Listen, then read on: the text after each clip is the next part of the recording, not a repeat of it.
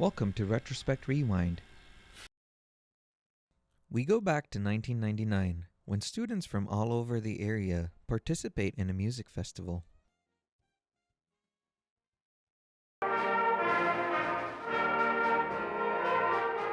Students from Lloydminster, Maidstone, and Kitscotty presented their music to the adjudicators and the crowd today. The conductor for Holy Rosary High School, Lisa Bensfield, says her group did really well, and these festivals are fun to perform in. It's always great for a group to participate in a festival because it's a good opportunity to show people what we are doing in the band program. The importance is performing as a group. That is what they strive for, and they need to practice. Our students meet every second morning at 8 in the morning, bright and early, to practice, to prepare for concerts. 15 bands participated in the festival. Adjudicators graded the bands with A+, representing a mark of 88 or above, signifying superior performance, and at the low end, C, a mark of 74 and under, signifying less than adequate. Band director from Maidstone and Kitscotty, Albert Townsend, says participating in band is important to overall learning. I think one of the keys about music is that, firstly, it's an avenue of expression that is like no other in school, and music, being one of our 7 basic intelligences, gives them a chance to balance their intellectual growth. The festival wraps up Friday with the final concert at First Baptist Church at 7 o'clock in the evening. Admission is $4 for adults, $2 for seniors and students, and those under 12 get in for free. Adjudicators will choose 15 to 20 star performances for the final concert, and awards and scholarships will also be handed out that night. Up next, the Big Brothers Big Sisters held the Ugly Bartender Contest to raise money for their programming. Lovingly dubbed the Ugly Bartender Contest, raised nearly $6,000 for the local Big Brothers and Big Sisters Association. We have a very extensive summer program, which would probably be pretty tough to run without that kind of funding. We also do, once a month, we do activities with the kids, may it be bowling, swimming, that kind of thing, bring them in here, do a craft with them, that kind of thing. So those little things are kind of hard to do without funding. Ugly is in fact understanding, generous, lovable you. This year, bartenders from 6 local pubs will compete for bragging rights, with all money raised in the process going to the Big Brothers and Big Sisters. We have one establishment that's going to be doing Jello wrestling. We've got a pool tournament going on at another one. Actually, 2 of them are doing pool tournaments. They're having Olympics. They haven't really given any big deal of what they're doing there yet, but I think that'll be pretty fun to see. Neighbors Pub is the defending champion, but they'll be in for some stiff competition this year. 5 other competitors will be vying for the coveted crown. It's a lot of fun, and we like to see everybody involved in it, and this is, I think, doing all this, it gets everybody involved. All these events, we're having, a lot of our patrons are hosting them, and without them, like, this really wouldn't be as big as it is. Like, they do a lot for us.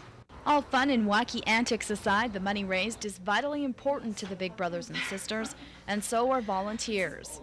We're actually looking for people. We're always looking for people. May it be to be a big or do a bingo for us, help us with our raffle, which is starting next month.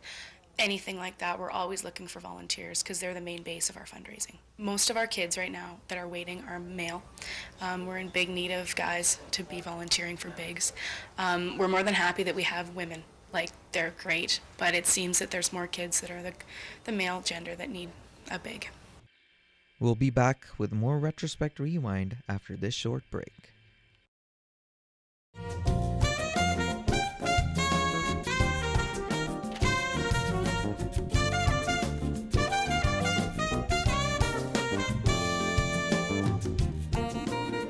Welcome back to Retrospect Rewind.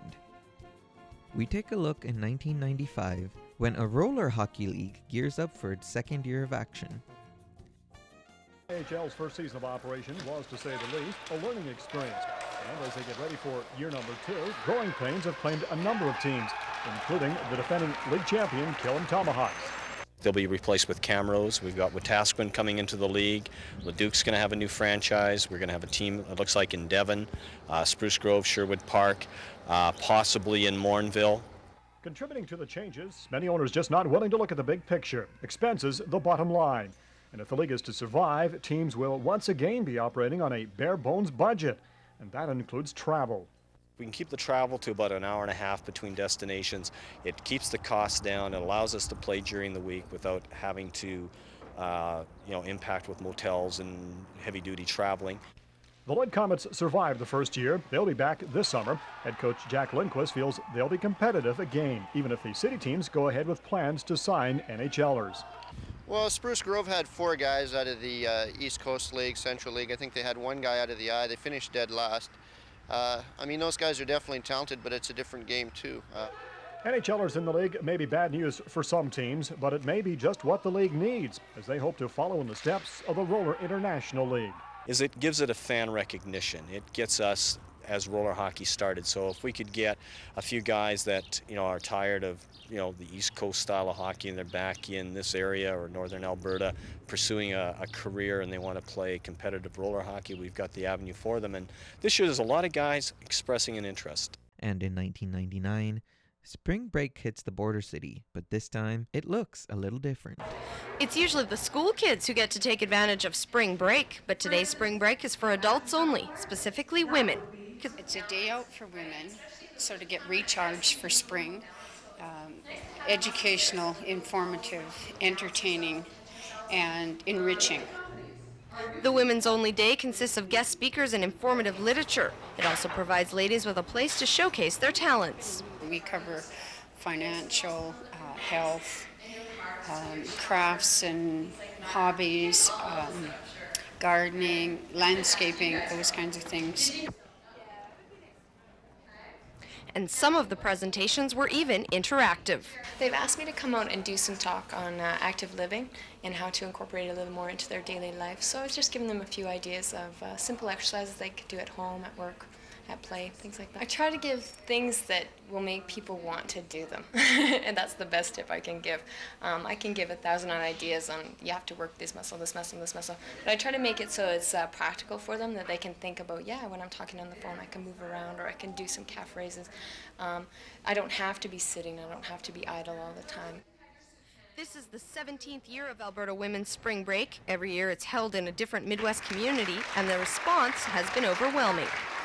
People are really enthusiastic, and instead of trying very hard to get somebody to do it, we have, oh, I'll do that, I'll do that, I'll do that, and it's really a wonderful feeling because people really are willing to take part and help. I think it is an eye-opener for people to see all the aspects in their life and how they can make their life better and their community better. So We'll be back with more Retrospect Rewind after this short break.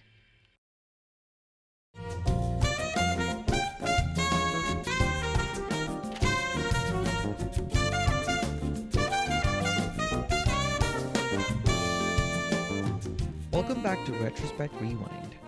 Next, we dive into April of 1995, while we look at some changes to the Spring Softball League due to some lack of interest. Although you'd never know it by the weather, spring is in the air, meaning the slow pitch season is right around the corner. This season will have a different look to it than last year's, as the league is going back to 1 season instead of 2. Last year's second season attracted only 13 teams and not a lot of interest, making the decision to go back to 1 season an easy one. 3 weeks of it, teams started not showing up, and this wasn't enough, didn't seem to be enough interest. And so we decided to go back to 1 season. Ball went straight. Increased costs for both umpires and diamond rentals have caused entry fees for the 50-plus mixed teams to double this season. It'll be $400 for mixed divisions 1, 2, and 3, and 4 with umpires. And then Division 5, we've put a whole bunch of teams in there that requested just want to play for fun and no umpires, so they'll pay $325. And the men will probably pay about around $400 also. It's also pay or don't play. League registration is at 7 o'clock tonight at Lloyd Comp High School. Teams that don't show up with their registration fee won't be hearing the familiar phrase, play ball, this season. It's pay now so we can get the schedule done, because if we can't keep extending the deadline, otherwise we won't, it's going to be too tough to get the schedule done in a week or so. Rodeo athletes compete in one of the biggest college competitions that included some pretty big names. Ladies and gentlemen, there they are, the competitors for the finals 1999. The top Canadian college rodeo athletes competed in Vermilion over the weekend. All had their sights set on a championship buckle, but when the dust settled, only a handful were declared winners. Lakeland College's Robert Lamontagne captured his second bareback title in as many years, and now his sights are set on the future. Yeah, this will probably be my last year. I'm going to move up now and do a few more amateur shows this summer, and then I'm going to move on to the pros. An Olds College competitor took to both sides of the arena in the steer wrestling, team roping, calf roping, and saddle bronc, and he was declared champion in 2 of the events. It's great. I can't explain it. I got on 3 really good broncs, and running the calves is kind of lucky because Randy, he had, if he'd have caught, he'd have probably beaten me because he's 4 seconds ahead of me in the average, and I had to make up some time, but it just kind of worked out. Lakeland College's rodeo team was declared national champions, and for some, the fact that it's also a hometown crowd helps out. Yeah, it really helps a lot. You know, the hometown crowd and hometown support really helps everything. My horse knows the ground in here, being from Lakeland, and he seems to do well here. So the Canadian Intercollegiate Finals wrapped up for another year Sunday, and organizers say they're happy with the outcome. Really good. I think everything ran really smooth. All the contestants helped out as much as they could, and as well as the people in our club, they helped out a lot, and everything ran really good. So we're really pleased with the way the rodeos have been running. In terms of the contestants, some extremely high caliber people that are competing here today. Yes, there is. It's been good competition all weekend, and it's been really good. Things have been looking up for the CIRA, and it's getting to be a lot better competition as years go on. We'll be back with more Retrospect Rewind after this short break.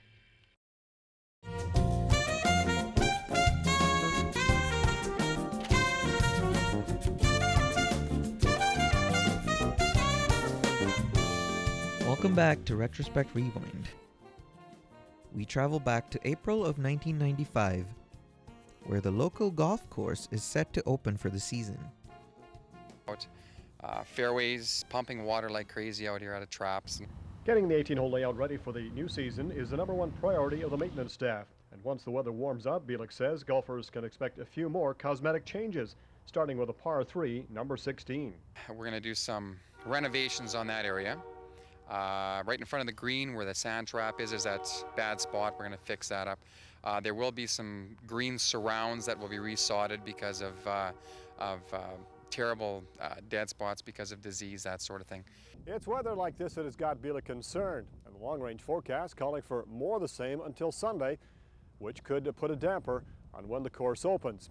But for the Pro Shop staff, it's still business as usual. We've got junior lessons coming up at the end of April and running through May. We've got ladies beginner lessons starting in May also. We're open every day here in the Pro Shop, and they can pick up their memberships, they can pick up the driving range passes, and hopefully hit some balls in the driving range. And in 1999, local 4-H members get educated on evaluating their livestock. On a good depth of heel, because these heifers are going to have to walk for a while. Over 120 4-H members gathered to evaluate both livestock and grain. Competitors' goals ranged from gaining experience to making the provincial judging team to compete at Agribition. The big competition is in the Nelson Lumber one, which the kids there, they compete to go on to the provincial level, and the provincial competition is the qualifier for Agribition teams. So that one's pretty stiff competition. The Nelson Lumber competitors were vying for one of 8 positions to judge in Prince Albert. From there, 8 people will be chosen to represent the province at the international judging competition in November. Juniors and the seniors that aren't quite to the age qualifications that they have to be to go on provincially, this is just a learning experience for them. It's a really good opportunity to get in there and have a hands-on touch to everything. The qualifiers from today that from the Nelson Lumber, they'll go on to the provincial competition, which is hosted in Prince Albert this year, and anybody that's lucky enough to get on the provincial team will then judge at Agribition this fall. Oral reasons are also given by the senior 4-H members. The reason being, it's a component at the provincial and international levels. Class of Simmental yearlings, I place them D, C, B, A. I think basically, you know, a lot of people come in and say, oh, I don't know anything about a pig or anything, but the kids have to listen to the judges and listen to see what they're telling them, what to look for. It's a good way to learn to be able to compare things, and I think that's the thing that we stress the most is the comparison part, and to be able to kind of place one animal over the other. So it's just a good learning experience. To be able to express yourself not only on paper but in a verbal way too. Next, we dive into April of 1995 as the Weyburg Red Wings look to grab back-to-back SJHL titles. The North Battleford R-Stars facing a must-win to keep their season alive. Open the scoring. It's Blake Shipley tipping in the shot from the point, and it's 1-0. Weyburn comes right back to tie it up. Andrew Fox takes the pass in the 2-1 and puts it in, and it's tied up at 1. Then the North Stars on the power play takes the lead. Clinton Gibson jumps on the loose puck and puts it up and over Travis Kirby, and it's 2-1 North Battleford. Before the end of the first, Weyburn ties it up on the power play of their own. Duke Palche over to Ellen St. Hilaire, and it's tied up at 2. Weyburn takes the lead later in the first. Darcy Verreau puts the puck and himself into the net as he is pushed into the North Stars netminder Kendon Sidoric, and Weyburn leads it 3-2 after 1. Now in the second, Weyburn takes a 2-goal lead. Mike Curry takes a pass in the slot area. He will put it home, and the Wings are up by 2 at 4-2. The Wings add to their lead right off the faceoff. Ed Lowe wins the draw, makes the nifty move for the goal as Weyburn is up 5-2. Now in the third, it's 6-4 Weyburn. North Battleford stages a bit of a comeback. Yaroslav Absut lets it fly from the point, and it's a 1-goal game at 6-5 with 7 minutes left in the third as the 2,500 fans in North Battleford are going nuts. North Battleford will apply all types of pressure, looking for the tying goal, but it's the Wings holding off North Battleford North Stars charge as time ticks off the clock. The Wings come onto the ice as the Weyburn Red Wings become the first team since the Humboldt Broncos in 1986-1987 to win back-to-back SJHL titles for the North Battleford North Stars, and their tremendous year, bitter disappointment. Well, Weyburn now awaits to face the Manitoba champion for the right to advance on to the Centennial Cup. It means a lot to us. Everybody said last year that we come in right from the start of the season, and you know our team was a lot of experience. This year we had to take a lot of young kids and get them into this winning mold. We're just going to go one step at a time. Big things win this league. Beating Manitoba you want to, but that's not a lot of prestige, and that is just a stepping stone. But winning this league, you know, all across Canada, everybody knows this league and what it means to win this league. And in 1999, the Lloydminster Rescue Squad get ready for spring rescue scenarios in a unique fashion. From this side and then into it. Okay, and you'll just fall through. Most of us can't imagine doing this on purpose, but for a dedicated group of men and women from the rescue squad, it's all part of the job. It's training for a surface ice rescue. This time of year and again in the fall, any conditions when there's thin ice, we obviously have a risk of children falling through the ice, any adults even go for a walk on the ice, tragedy happens. One by one, they take turns rotating through the role of victim and rescuer so that each member will be prepared should the need for a real ice rescue ever arise. There's about 6 hours of classroom that goes along with this, and then we try and get everybody into the suit and out on the ice. What specifically are these men and women learning? Proper techniques for getting out, getting access to a victim who's fallen through the ice, and proper techniques for securing him and retrieving him. Lloydminster Rescue takes the exercise very seriously, but if you ask if they've ever needed to put their skills to practical use, they'll just smile and answer, "No, thank God we haven't." Up next, we take it back to 1995, where an air show was hosted outside Cold Lake. Kiwanis Club started organizing the air show back in January. They expected a small event with the Snowbirds as the big headliner. But since then, the air show has grown to include numerous participants. Today, though, the Kiwanis announced Four Wing Cold Lake is contributing some acts as well. The F-18 will take part in our show. He has a 12-minute demonstration that he will do for us. This demonstration basically shows the capabilities of the F-18 fighter aircraft. And apart from breaking the speed of sound, they just about give you everything you want to see. Besides the CF-18, a search and rescue helicopter will also be on hand to perform a simulated rescue. Some other international aircraft could also be added to the show. Right now, Operation Maple Flag is going on at Cold Lake with participants from Germany, Italy, the U.S., and Great Britain. The possibility exists that pilots from those countries could also participate. Although we haven't got confirmation at this time, we have made a request, and again, Cold Lake has been very cooperative. And we're really looking to their help and participation in this regard to make our show even better.